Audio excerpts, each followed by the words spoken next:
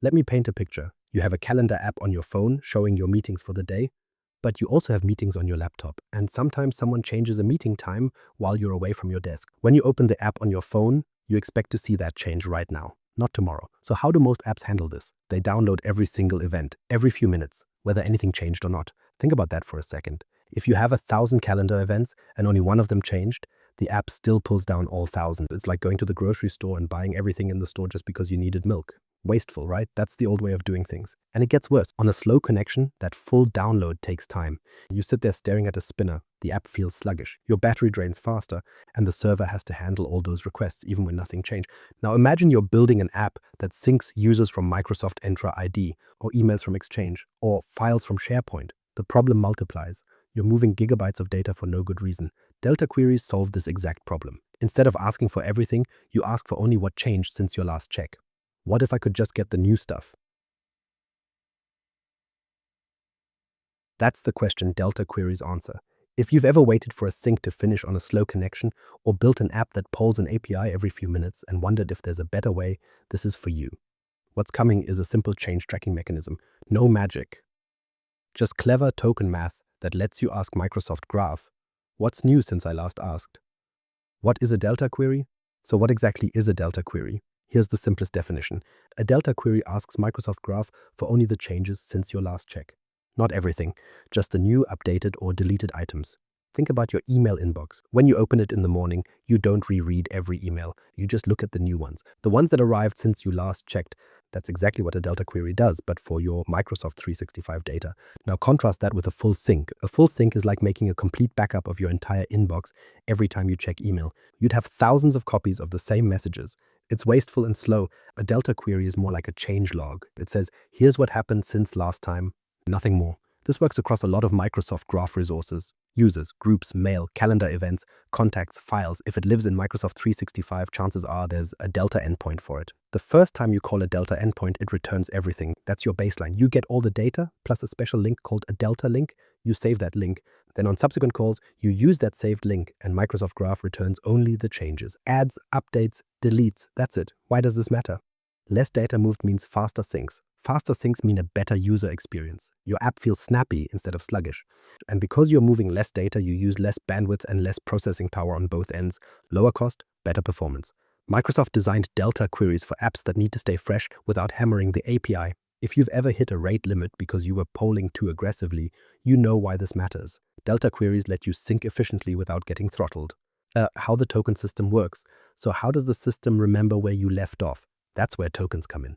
When you make that first Delta query, Microsoft Graph doesn't just send you the data and forget about it. It gives you something called a Delta link. Think of it as a bookmark that tells Graph exactly where you stopped reading. Here's how it works. You make your first request, and Graph sends back all the data, your full set of users, events, or whatever you're tracking. At the bottom of that response, there's a URL that contains something called a Delta token. You save that URL and store it somewhere safe. Next time you want to sync, you don't make a fresh request. Instead, you call that saved URL. Graph says, oh, I remember you stopped here. Then it sends back only the changes since that point.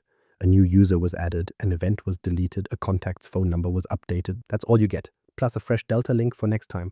Now, what if there are a lot of changes? Say you haven't synced in 3 days and hundreds of things changed. Graph might not send them all in one response. It sends a page of changes, and at the bottom of that page, you see something called a next link. That means keep going, there's more. You call that next link, get the next page, and repeat until you finally see a Delta link instead. That's how you know you're caught up. The next link means more data coming. The Delta link means you're done for now. Here's a way to think about it. Imagine you go grocery shopping, you buy a cart full of stuff, and the cashier hands you a receipt. That receipt is your proof of what you bought. Next time you shop, you don't bring the whole store with you. You just bring that receipt. The cashier looks at it and says, right, you already have milk and eggs. You only need the things that changed since then. That receipt is your Delta link. You don't need to remember what you already have. The receipt remembers for you, and that's the key point. You don't have to store timestamps or version numbers yourself. You don't have to figure out what changed and what didn't. Microsoft handles all that tracking. You just save the link, call it later, and let Graph do the hard work. The limitations you can't ignore. Sounds elegant, right? But like any clever system, there are catches you need to know about. First up, token expiration. If you're syncing directory objects, users, groups, devices, your Delta token is only valid for 7 days. That's it. If your app doesn't sync at least once every 7 days, that token expires. And when it expires, you can't just pick up where you left off. You have to start over with a full sync. This is a bigger deal than it sounds. Imagine you build an app that syncs user profiles. It runs fine for months. Then someone takes a 2-week vacation. When they come back, the app's token is dead. It has to download everything from scratch. That's a lot of data and a lot of time.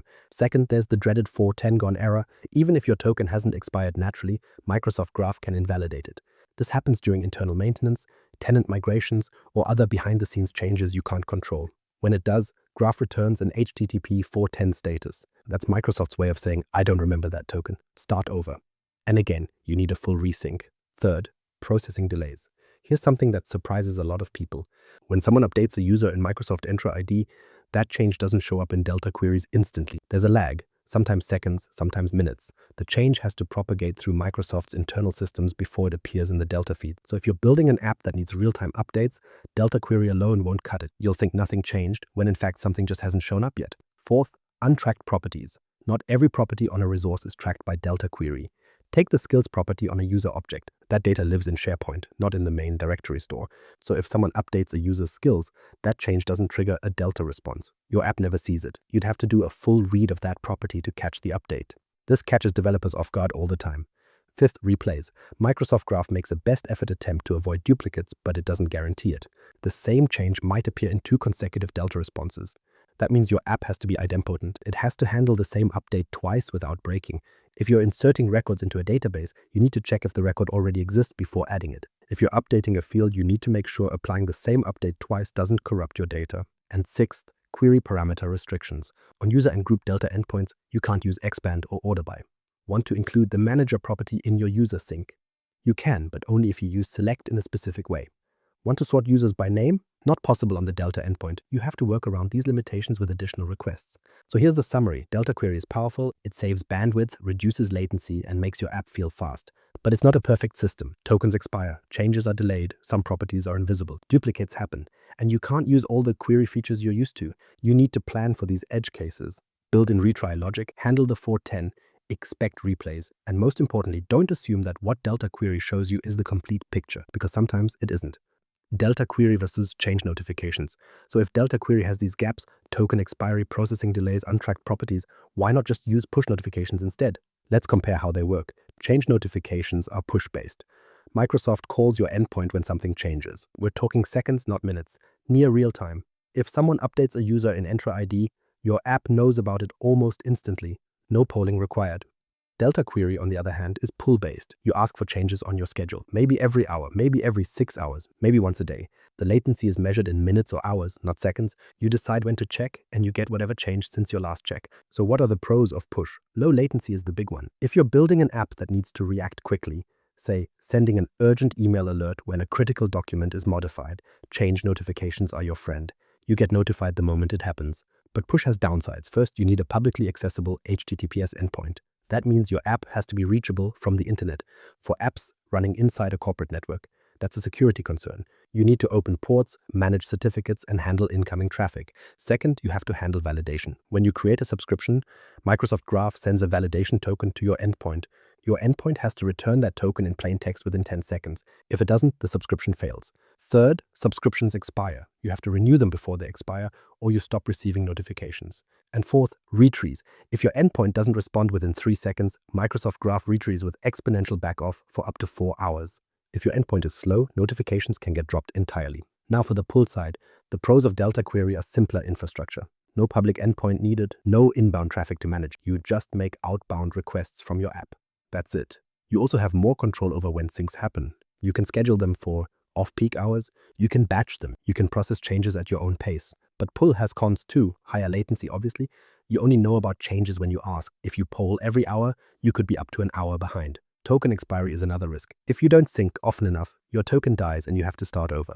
And there's the wasted effort of polling even when nothing changed. You make the request, get back an empty response, and have to do it again next cycle. So which one should you choose? It depends. If you need low latency, say for urgent email alerts or real-time collaboration, use change notifications. If you're doing bulk sync, maintaining a local database, or building an app that works offline, use Delta query. Each has its place. The hybrid approach. Best of both worlds. Actually, you don't have to choose one or the other. The smartest approach is to use both together. Here's the pattern. You set up change notifications to tell you when something changed. That gives you near real-time awareness. You know something happened. but you don't necessarily know exactly what changed, or you don't want to process the full payload in every notification. So instead, you use that notification as a trigger. When you get a push notification saying something changed, you then call Delta Query to fetch exactly what changed. Think about what this gives you. You only pull data when there's actual change. No wasted polling. You get the reliability of Delta tokens. You can track changes over time, handle pagination, and recover from failures. And you avoid the complexity of handling full change payloads in every notification. The notification just says, hey, look over here. The Delta Query does the heavy lifting. Here's a real scenario. Imagine an app that syncs user profiles from Microsoft Entra ID. You subscribe to change notifications for the user resource. When someone updates their job title, Microsoft Graph sends a notification to your endpoint. Your app receives that notification and says, okay, something changed with that user. It then calls the Delta Query endpoint with its saved token. The Delta Query returns the updated user details. Your app processes the change and updates its local database. Done. This pattern is supported natively by Microsoft Graph. You create a subscription for change notifications, and you maintain a Delta link for the same resource. When a notification arrives, you trigger a Delta Query cycle. It's the recommended approach for production apps. Microsoft's own documentation calls it out as the way to nearly eliminate frequent polling. Here's a simple way to picture it. A doorbell is push. It tells you someone's at the door. You don't have to stand outside and watch for visitors. But the doorbell doesn't tell you who it is. So you check the camera. That's pull. You look at the feed to see who's there. Doorbell plus camera, push plus pull. Efficient and responsive. That's the hybrid pattern. For most real-world applications, this is the gold standard. You get the immediacy of push notifications with the thoroughness of Delta Query. And you avoid the weaknesses of each approach when used alone. Practical rules for building with Delta Query. Hello everyone, and welcome to another episode of Microsoft Knowledge Nuggets on M365 FM. I'm your host, Mirko Peters. Today we're talking about building with Delta Query in production. It comes down to a few hard rules, the kind that keep your sync from silently breaking at 2 a.m. on a Sunday. Follow these 6 rules and your implementation will be solid.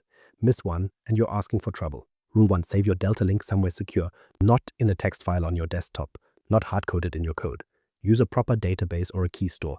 Think of this link as the key to your building. Lose it and you're locked out. You're back to square one with a full sync, potentially gigabytes of data you have to pull down all over again. Rule 2, run your sync loop at least every 6 days. Directory tokens expire at 7. If you schedule your sync for 7 days on the dot, you have zero margin for error.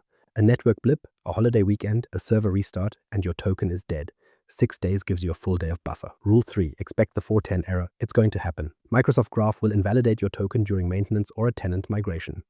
When it does, your code needs to catch it, trigger a full resync, and get a fresh link. Don't treat it as a bug. Treat it as a normal part of the lifecycle. Rule 4. Design your app to handle duplicates. Replays are real. The same change can appear in 2 consecutive responses. If you're inserting records, check if they exist first. If you're updating fields, make sure the update is safe to repeat. Rule 5. Start small. Don't point your code at a tenant with 10,000 users on your first try. Use Graph Explorer. Pick a short date range. Verify your Delta link works. Make a change. See if it shows up. Get comfortable with the flow before you scale up. Rule 6. Watch your rate limits. Microsoft Graph will throttle you if you call too fast. Think of it like a highway. Speed too much, and you get blocked. Delta queries help reduce your call volume, but you still need to respect the limits. Space out your requests. Use exponential backoff when you see a 429. Your sync speed doesn't matter if you're blocked. A real example, syncing calendar events. So how does this actually work? Let's say you're building an app that syncs calendar events. Here's the flow from start to finish. Step 1. You make your first request to the calendar view Delta endpoint. Something like get me calendar view Delta with a start time and end time. This is your baseline. Microsoft Graph returns all the events in that range. Maybe it's 100 events, maybe it's 1,000. At the bottom of that response, you get a Delta link. You save it. Step 2. Next sync cycle. An hour later, a day later. You call that saved Delta link. This time Graph doesn't return everything, just the changes. Think of it like a librarian. You ask for the books that changed since your last visit, much faster than reading the whole library again. A new meeting, an existing one moved to a different time. And if something was deleted, it shows up with an @remove property, so you know to remove it from your local store. Step 3. If there are a lot of changes, you might get a next link instead of a Delta link. That means there are more changes to process. You call that next link, get the next batch, and keep going until you finally see a Delta link. That's how you know you're caught up. Think about what this saves you over time. I mean, really think about it. You have 1,000 calendar events, only 5 changed. You're moving 5 records instead of 1,000. That's a 99.5% reduction in data transfer. On a slow connection, that's the difference between a sync that takes 2 seconds and one that takes 2 minutes. That's the magic of it. The same pattern works for mail, contacts, users, groups, and more. The token logic is universal. Learn it once on calendar events, and you can apply it anywhere. That's the kind of skill that makes you look like a pro. I'm Mirko Peters. Thanks for joining me on this knowledge nugget. Subscribe on your favorite podcast platform and share this with someone starting their journey. Here's the thing about delta queries. They seem simple at first, just a token that tracks where you left off. But the real value comes from understanding the limits. You need to plan for token expiry, handle replays, and know which properties don't track changes. That's where the hybrid approach works best. Use push notifications to trigger the check, then let delta query grab the details. Start small with one resource like calendar events. It's the fastest way to learn the pattern, and the same approach scales from there. Subscribe for more plain English breakdowns of Microsoft Graph and M365 services.